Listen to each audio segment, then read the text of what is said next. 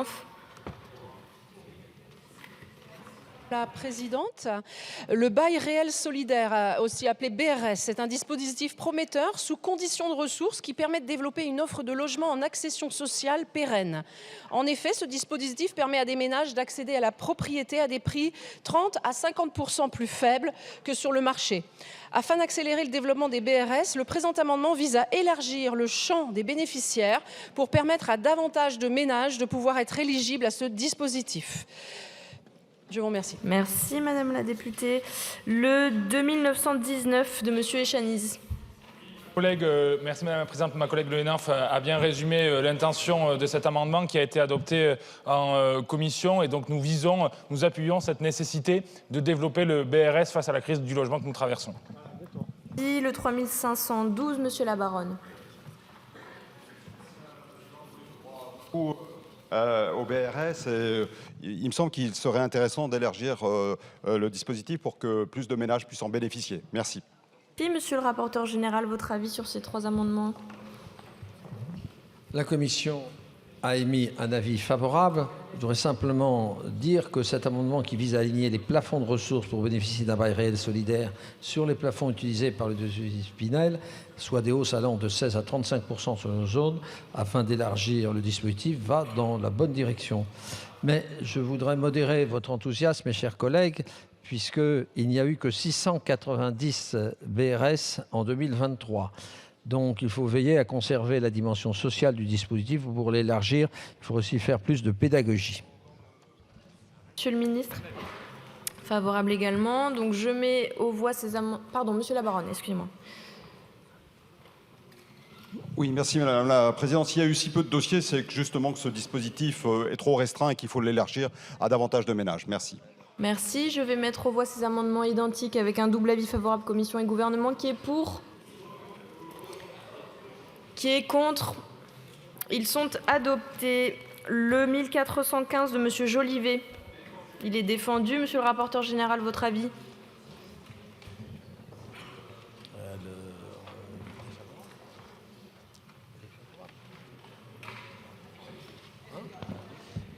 Avis défavorable à titre personnel, puisque de mémoire, il n'a pas été examiné en commission. Merci. Il est très coûteux. Merci, Monsieur le ministre. Même avis pour même raison. Très bien. Je vais donc le mettre aux voix avec un double avis défavorable, rapporteur et gouvernement. Qui est pour? Qui est contre? Il n'est pas adopté. Une discussion commune. On commence par des identiques. Le 341 de Monsieur Olive. Il n'est pas là. Le 1345 de Monsieur Berrios. Monsieur Thiebaud, non, je ne vois personne a priori. Madame Josso, il n'est donc pas soutenu. Le 2569 de Madame Thomain, qui le défend au groupe socialiste? Il est défendu. Merci beaucoup. Monsieur le rapporteur général, votre avis sur cet amendement? A été rejeté en commission. Premièrement, il pose un problème d'eurocompatibilité, puisque les taxes ad valorem sont proscrites dans la 6e directive, à l'exception de la TVA. Deuxièmement, c'est des amendements qui augmentent assez fortement la taxe existante. Et en la matière, mieux vaut être prudent. Et donc, on ferait mieux d'essayer d'expertiser cela avant d'essayer de la mettre en œuvre.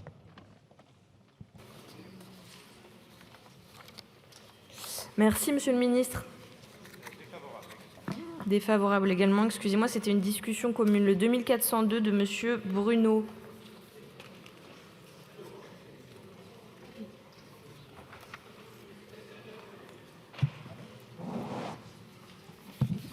Merci Madame la Présidente.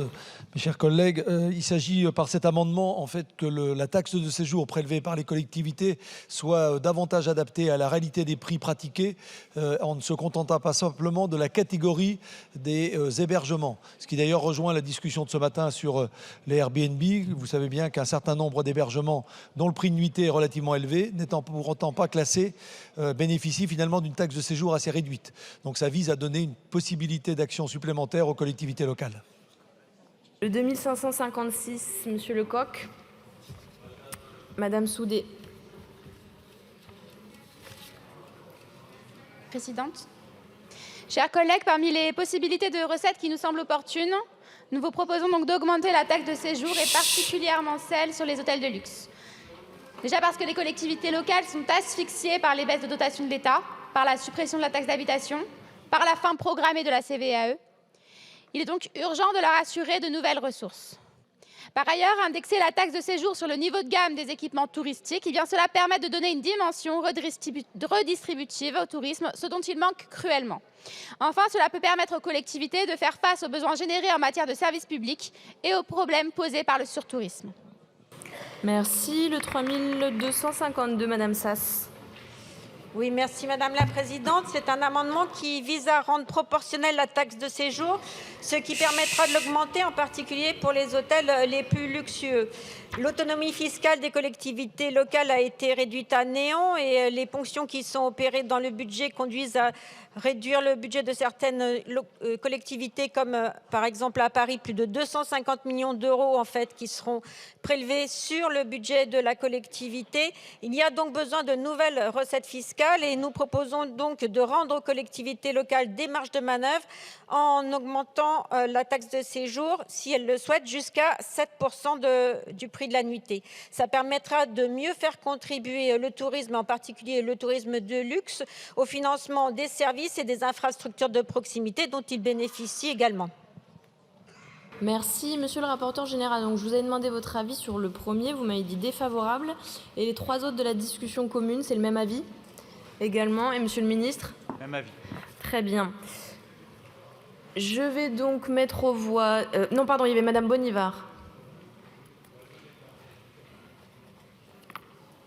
Merci Madame la Présidente. Alors, la question des taux des montants de taxes de séjour a fait l'objet d'un travail très important lors de l'avant-dernier mandat avec notre collègue Joël Giraud et avec les membres de la Commission des finances pour trouver un atterrissage qui soit correct et qui, ce matin on a parlé effectivement des meublés de tourisme, mais je vous rappelle qu'il y a une autre façon de se loger touristiquement en France, c'est l'hôtellerie. Et ces professionnels de l'hôtellerie sont opposés à cet amendement qui viendrait renchérir potentiellement très fortement le coût de la nuitée. Il faut que la France reste attractive en matière touristique, que nos hôteliers puissent investir pour la qualité de l'accueil. Donc il y a déjà une taxe de séjour et on a déjà travaillé ces montants, notamment avec l'hôtellerie, on va dire haut de gamme, et adapter les choses. Donc je crois surtout qu'il ne faut plus toucher à la question de la taxe de séjour, puisque nous avons trouvé un équilibre. Je vous remercie. Merci beaucoup. Je vais donc mettre aux voix ces amendements successivement. 2569 le premier avec un double avis défavorable, commission et gouvernement. Qui est pour ? Qui est contre ? Il n'est pas adopté. Le 2402, double avis défavorable également. Qui est pour ? Qui est contre ? Il n'est pas adopté. Le 2556, double avis défavorable. Qui est pour ? Qui est contre ? Il n'est pas adopté. Et le 3252, même avis, même vote, je présume. Très bien, il n'est pas adopté. Je vous annonce un scrutin public à venir sur l'amendement 2568, demandé par le groupe socialiste et apparenté. Le scrutin est annoncé dans l'enceinte de l'Assemblée nationale. Et nous en arrivons à cet amendement. Madame Pantel, je vous en prie. Merci Madame la Présidente. Alors c'est un amendement qui a été travaillé avec la Fédération nationale des sapeurs-pompiers de France et qui vise à donner des moyens aux SDIS de manière à répondre aux besoins qui sont croissants de la sécurité civile. Et je ne reviens pas sur l'actualité récente et les besoins que vous voyez tous au quotidien sur vos territoires. Il y a un consensus qui s'est opéré pour prendre en compte les activités qui génèrent un risque supplémentaire accru et des frais supplémentaires, et en particulier l'été, sur les territoires, les activités de pleine nature qui obligent un certain nombre de SDIS à embaucher des saisonniers en plus, à louer des hélicos supplémentaires. Donc l'idée, c'est de proposer en fait de rehausser la taxe de séjour à hauteur de 0,20 partout où elle est instaurée, et puis de permettre aux communautés de communes et aux communes localement de pouvoir aller au-delà si elles le souhaitent. Et donc c'est à peu près 150 millions de plus qui pourraient être dévolus aux services départementaux d'incendie et de secours. Merci Madame la députée. Monsieur le rapporteur général, votre avis? C'est une idée sympathique, mais cet amendement a été rejeté en commission pour 3 raisons. Parce que majorer la taxe de séjour est une mauvaise façon de procéder pour soutenir financièrement les SDIS. Le lien entre les deux ne paraît pas évident. En outre, rien n'obligera les collectivités territoriales à soutenir effectivement le SDIS par la suite. C'est une recette non affectée puisque nous n'avons pas le droit d'affecter. Enfin, la Commission a adopté un amendement qui interviendra plus tard dans la discussion que je vous propose plutôt d'adopter car il transfère une part de TSCA affectée à la CNAF au département, ce qui permettra aux départements qui sont les principaux financeurs des SDIS. Donc c'est un amendement qui intervient un peu plus tard. Donc suggestion de retirer votre amendement au profit de la TSCA. Monsieur le ministre? Même avis. Monsieur le député, vas-y. Oui, merci Madame la Présidente. J'entends, Monsieur le rapporteur, qu'un amendement va intervenir un peu plus tard, mais je crois qu'il ne répond pas tout à fait à la question que soulève l'amendement de notre collègue Pantel. Elle parle bien notamment de ces départements touristiques qui ont à supporter une surfréquentation parfois extrêmement importante. Moi, je vous livre juste l'exemple de mon département, l'Ardèche, 320 000 habitants, 2,5 millions de touristes, et ce sont les Ardéchois qui payent en réalité la sécurité et les secours pour ces touristes qui viennent chez nous. Donc il va falloir, à un moment ou à un autre, trouver une solution. J'entends que vous puissiez critiquer l'amendement de Mme Pantel et contester, ou en tout cas mettre en débat son bien fondé et le mécanisme de financement, mais je crois que l'amendement qui va intervenir ultérieurement ne répondra pas à la question qui est encore posée. Merci beaucoup. C'est un scrutin public, je vous le rappelle, sur cet amendement. Donc je vous laisse regagner vos places tranquillement. Le scrutin est ouvert. Le scrutin est clos. Résultat du scrutin, votant 173, exprimé 168, majorité 85 pour 61 contre 107. L'Assemblée nationale n'a pas adopté. Et je vous propose une petite suspension de séance de 5 minutes, 2 minutes, 3 minutes.